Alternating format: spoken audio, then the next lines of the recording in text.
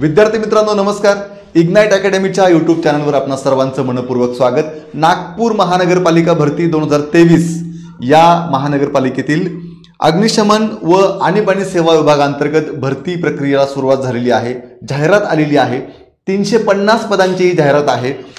नेमकं आजच्या या जाहिरातीमध्ये शैक्षणिक पात्रता काय लागणार आहे, वयोमर्यादा काय लागणार, वेतन श्रेणी, अर्ज करण्याचा कालावधी, शारीरिक पात्रता आणि परीक्षेचं स्वरूप व अभ्यासक्रम आपण समजून घेणार आहोत. बघा विद्यार्थी मित्रांनो, ही सविस्तर जाहिरात या ठिकाणी आहे. 5 डिसेंबरला प्रकाशित झालेली आहे. ऑनलाईन अर्ज आपल्याला जर करायचा असेल तर www.nmc.nagpur.government.in या वेबसाईटवरती आपल्याला अर्ज करायचा आहे. अर्ज करण्याचा कालावधी 6 डिसेंबर पासून ते 27 डिसेंबर पर्यंत आहे. ठीक आहे. बघा विद्यार्थी मित्रांनो, आता याच्यामध्ये कोणते कोणते पद आहेत हे लक्षात घ्या. सहाय्यक आणि त्यांची वेतन श्रेणी किती आहे आणि एकूण पद किती आहेत. सहाय्यक अग्निशमन केंद्र अधिकारी याची 7 पदं आहेत आणि वेतन श्रेणी S14 मध्ये 38,600 ते 1,22,800. त्याच पद्धतीनं उप अग्निशमन अधिकारी 13 पदं आहेत. S13 मध्ये वेतन श्रेणी 35,400 ते 1,12,400. त्यानंतर चालक यंत्रचालक यासाठी S8 मध्ये वेतन श्रेणी आहेत 25,500 ते 81,100 आणि एकूण जागा आहेत 28. त्यानंतर फिटर कम ड्रायव्हर याच्या जागा 5 आहेत आणि वेतन श्रेणी S8 मध्ये 25,500 ते 81,100. अग्निशमन विमोचकच्या जागा आहेत 297 आणि S6 मध्ये 19,900 ते 63,200 याची वेतन श्रेणी आहेत. अशा 350 एकूण जागा आहेत. बघा आता याच्यामध्ये शैक्षणिक पात्रता कुठल्या पदाला काय लागते ते पण समजून घ्या. आता सहाय्यक अग्निशमन केंद्र अधिकारी यासाठी कोणत्याही शाखेचा पदवीधर असावा.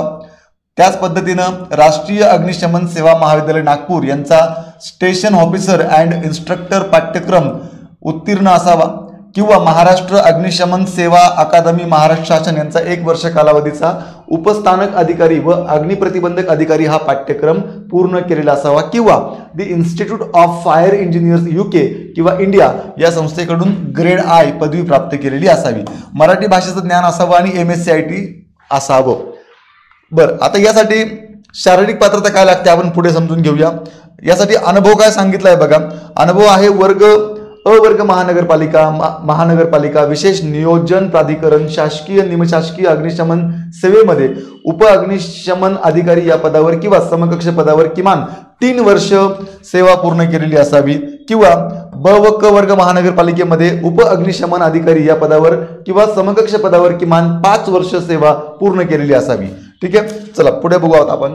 आता आहे सब ऑफिसर अर्थात उप अग्निशमन अधिकारी यासाठी शैक्षणिक पात्रता बघा. कोणत्याही शाखेचा पदवीधर असावा. त्याच पद्धतीनं राष्ट्रीय अग्निशमन सेवा महाविद्यालय नागपूर यांचा उप अग्निशमन अधिकारी हा पाठ्यक्रम पूर्ण केलेला असावा किंवा महाराष्ट्र अग्निशमन सेवा अकादमी महाराष्ट्र शासन यांचा 1 वर्षाचा उपस्थानक अधिकारी व अग्निप्रतिबंध अधिकारी हा पाठ्यक्रम पूर्ण केलेला असावा किंवा the institute of fire engineering UK किंवा इंडिया या संस्थेकडून ग्रेड I पदवी प्राप्त केलेली असावी. मराठीचं ज्ञान असावं, MSc असावं. शारीरिक पात्रता आपण पुढे समजून घेऊ. अनुभव बघा काय आहे. ब व क वर्ग महानगरपालिकेमध्ये प्रमुख अग्निशमन विमोचक या पदावर किंवा समकक्ष पदावर किमान 5 वर्ष नियमित सेवा पूर्ण केलेली असावी किंवा ड वर्ग महानगरपालिकेमध्ये प्रमुख अग्निशमक विमोचक या पदावर किंवा समकक्ष पदावर किमान 7 वर्ष सेवा पूर्ण केलेली असावी. ठीक आहे. चला पुढचं बघूया विद्यार्थी मित्रांनो. चालक यंत्रचालक यासाठी बघा माध्यमिक शालांत परीक्षा म्हणजे 10वी उत्तीर्ण असणं गरजेचं आहे. जड वाहन चालक म्हणून 3 वर्ष काम केल्याचा अनुभव असणं आवश्यक आहे. वैध जड वाहन चालवण्याचा परवाना आवश्यक आहे. मराठी भाषेचं ज्ञान आवश्यक आहे आणि राज्य अग्निशमन प्रशिक्षण केंद्र महाराष्ट्र शासन मुंबई यांचा अग्निशमन प्रशिक्षण पाठ्यक्रम पूर्ण केलेला असल्यास प्राधान्य देण्यात येईल. हे कंपल्सरी नाहीये पण असेल तर प्राधान्य देण्यात येईल, हे लक्षात घ्या. त्यानंतर विद्यार्थी मित्रांनो पुढे बघा. फिटर कम ड्रायव्हर यासाठी बघा माध्यमिक शालांत परीक्षा 10वी उत्तीर्ण असणं गरजेचं आहे. ITI मधील मोटर मेकॅनिकल किंवा डिझेल मेकॅनिक किंवा समकक्ष कोर्स उत्तीर्ण असावा. जड वाहन चालवण्याचा किमान 3 वर्षाचा अनुभव असावा. वैध जड वाहन चालवण्याचा परवाना आवश्यक आहे. मराठी भाषेचं ज्ञान असणं आवश्यक आहे. MSc असणं आवश्यक आहे. बघा आता अग्निशामक विमोचक यासाठी माध्यमिक शालांत परीक्षा म्हणजेच इयत्ता 10वी उत्तीर्ण असणं गरजेचं आहे. राज्य अग्निशमन प्रशिक्षण केंद्र महाराष्ट्र शासन मुंबई यांचा पाठ्यक्रम उत्तीर्ण असावा. नसेल तर मग महाराष्ट्र राज्य तांत्रिक शिक्षण महामंडळ यांच्याकडील किंवा अखिल भारतीय स्थानिक स्वराज्य संस्था यांच्याकडील अग्निशमन प्रशिक्षण पाठ्यक्रम उत्तीर्ण असणं गरजेचं आहे. मराठीचं ज्ञान असणं गरजेचं आहे. MSCIT असणं गरजेचं आहे. ठीक आहे. वयोमर्यादा आणि शारीरिक पात्रता आपण पुढे समजून घेऊ. बघा आता या ठिकाणी वयोमर्यादा बघा कशी कशी असणार आहे. पहिलं पद आहे सहाय्यक अग्निशमन केंद्र अधिकारी. यासाठी 18 वर्षापासून ते 42 वर्षापर्यंत आपण फॉर्म भरू शकतो ओपन कॅटेगरीसाठी. मागासवर्गीय आर्थिकदृष्ट्या दुर्बल घटक अनाथला पण 42च आहे. माजी सैनिक असाल तुम्ही तर मग 40 वर्ष अधिक सेवा कालावधी अधिक 3 वर्ष आहे. त्याच पद्धतीनं प्रावीण्यप्राप्त खेळाडू असाल तर 43 वर्षापर्यंत आहे. तुम्ही जर प्रकल्पग्रस्त भूकंपग्रस्त असाल तर 45 आहे आणि पदवीधर अंशकालीनला 55 आहे. उप अग्निशमन अधिकारी यासाठी 18 ते 37 वर्षापर्यंत फॉर्म भरता येईल. मग तुम्ही ओपन कॅटेगरीमध्ये असू द्या किंवा मागासवर्गीय कॅटेगरीमध्ये असू द्या. हा, तर तुम्ही जर माजी सैनिक असाल तर 35 वर्ष अधिक सेवा कालावधी अधिक 3 वर्ष. प्रावीण्यप्राप्त खेळाडू असाल तर 40 वर्ष. प्रकल्पग्रस्त भूकंपग्रस्त 45 वर्ष आणि अंशकालीन पदवीधर असाल तर 55 वर्षापर्यंत हा फॉर्म भरता येईल. चालक यंत्रचालक यासाठी 18 वर्षापासून ते 32 वर्षापर्यंत फॉर्म भरता येईल. मग तुम्ही ओपन मध्ये असाल, कॅटेगरीमध्ये असाल किंवा अनाथ असाल किंवा आर्थिकदृष्ट्या दुर्बल असाल. माजी सैनिक असाल तर 30 अधिक सेवा कालावधी अधिकचे 3 वर्ष आहेत. प्रावीण्यप्राप्त खेळाडू असाल तर 35, प्रकल्पग्रस्त भूकंपग्रस्त 45 आणि पदवीधर अंशकालीन 55 वर्षापर्यंत. अग्निशामक विमोचकसाठी 18 वर्षापासून ते 32 वर्षापर्यंत फॉर्म भरता येणार आहे. तुम्ही जर माजी सैनिक असाल तर 30 वर्ष अधिक सेवा कालावधी अधिकचे 3 वर्ष आहेत. प्रावीण्यप्राप्त खेळाडू 35 आहे. प्रकल्पग्रस्त भूकंपग्रस्त 45 आहे. पदवीधर अंशकालीन 55 वर्ष आहे. आणि शेवटचं बघा फिटर कम ड्रायव्हर यासाठी तुम्ही ओपन कॅटेगरीमध्ये वयाच्या 18 वर्षापासून ते 35 वर्षापर्यंत फॉर्म भरू शकतात. आणि तुम्ही जर OBC मध्ये असाल, EWS मध्ये असाल, अनाथ असाल तर वयाच्या 40 वर्षापर्यंत हा फॉर्म भरता येणार आहे. तुम्ही माजी सैनिक असाल आणि ओपन कॅटेगरीमध्ये असाल तर 33 वर्ष अधिक सेवा कालावधी अधिकचे 3 वर्ष आहेत. आणि तुम्ही जर OBC मध्ये असाल, आर्थिकदृष्ट्या दुर्बल असाल किंवा अनाथ माजी सैनिक असाल तर मग तुम्ही 35 वर्ष अधिक सेवा कालावधी अधिकचे 3 वर्ष आहेत. लक्षात घ्या. तुम्ही जर प्रावीण्यप्राप्त खेळाडू असाल ओपन कॅटेगरीमध्ये तर 38 वर्षापर्यंत आणि तुम्ही जर मागासवर्गीय आर्थिकदृष्ट्या दुर्बल घटक किंवा अनाथ असाल तर 43 वर्षापर्यंत. प्रकल्पग्रस्त भूकंपग्रस्त 45 आणि अंशकालीन पदवीधर 55 वर्षापर्यंत फॉर्म भरता येईल. ठीक आहे. हे आपण डिटेलमध्ये समजून घेतलेलं आहे. त्यानंतर बघा शारीरिक पात्रता काय लागणार आहे. शारीरिक पात्रता पुरुष उमेदवारांच्या बाबतीमध्ये आणि महिला अशा दोन्हींचा दिलेला आहे. तर लक्षात घ्या 165 सेंटीमीटर पुरुषांना उंची लागणार आहे, महिलांना लागणार आहे 162 सेंटीमीटर. वजन पुरुषांच्या बाबतीत 50 किलोग्राम, महिलांच्या बाबतीत 50 किलोग्राम. छातीचा क्रायटेरिया फक्त पुरुषांना लागू होतो. 81 सेंटीमीटर न फुगवता आणि फुगवून 86 सेंटीमीटर झालं पाहिजे. दृष्टी सामान्य दृष्टी म्हणजे तुमची दृष्टी चांगली असणं गरजेचं आहे. लक्षात घ्या. आता तुम्हाला तुमची जी शारीरिक चाचणी होणार आहे, लक्षात घ्या, या शारीरिक चाचणी 70 मार्कांची आहे. यामध्ये तुम्हाला काय काय टेस्ट द्यायचे आहेत लक्षात घ्या. तर 15 फूट दोर चढणे 15 मार्कांसाठी आहे.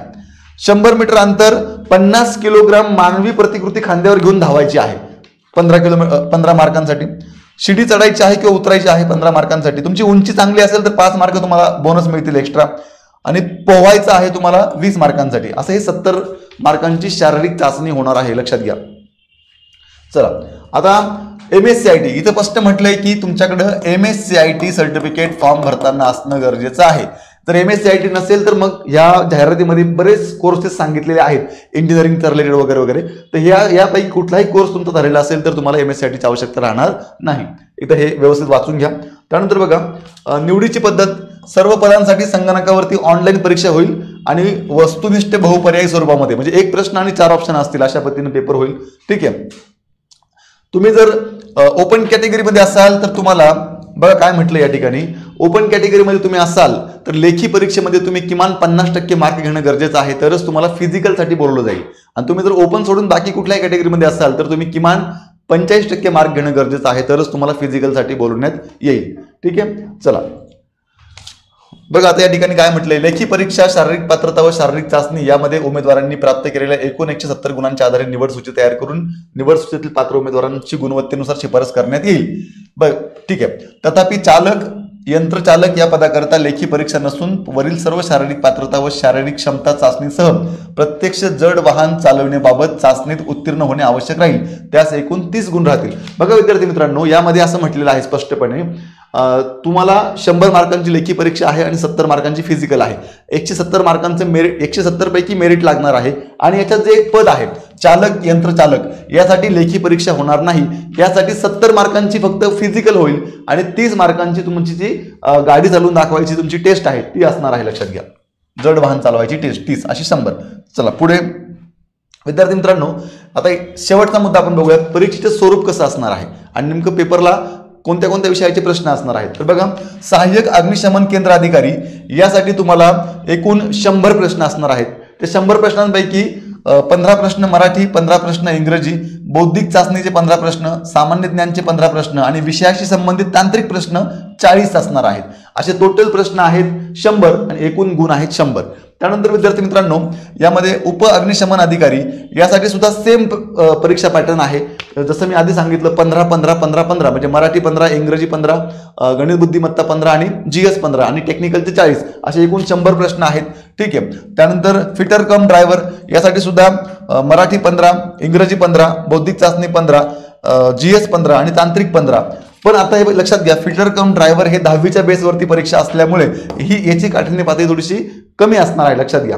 आणि प्रश्न तुम्हाला मराठी व इंग्रजी अशा दोन्ही भाषेमध्ये असतील. मराठीचे प्रश्न हे कंपल्सरी मराठीमध्ये असतील, इंग्लिशचे प्रश्न हे कंपल्सरी इंग्लिशमध्ये असतील, पण GSचे आणि मॅथ रिझनिंगचे प्रश्न हे दोन्ही लँग्वेजमध्ये असतील, हे लक्षात घ्या. एकंदरीतच काय, तर एकंदरीतच आपल्या लक्षात येईल की एकूण 100 मार्कांची परीक्षा होणार आहे. शेवटचा आहे अग्निशामक विमोचक, त्यासाठी पण सेम तोच क्रायटेरिया आहे, 15-15-15-15 आणि 40 प्रश्न तुमचे टेक्निकलचे. ठीक आहे. चला आता पुढे बघा विद्यार्थी मित्रांनो, आता या भरती प्रक्रियेसाठी तुम्हाला 1000 रुपये शुल्क भरायचं आहे ओपन कॅटेगरीला आणि ओपन सोडून बाकी सगळ्यांना 900 रुपये फॉर्म भरायचे आहे. माजी सैनिकांना शुल्क लागू राहणार नाही, हे लक्षात घ्या.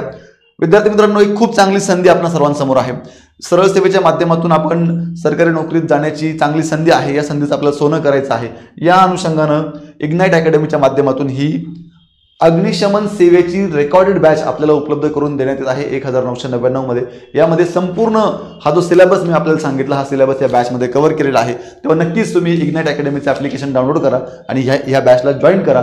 नक्कीच तुमच्या यशामध्ये या बॅचचा खूप मोठा वाटा असेल, हा शब्द तुम्हाला देतो आणि आजचा हा व्हिडिओ थांबवतो. खूप खूप धन्यवाद.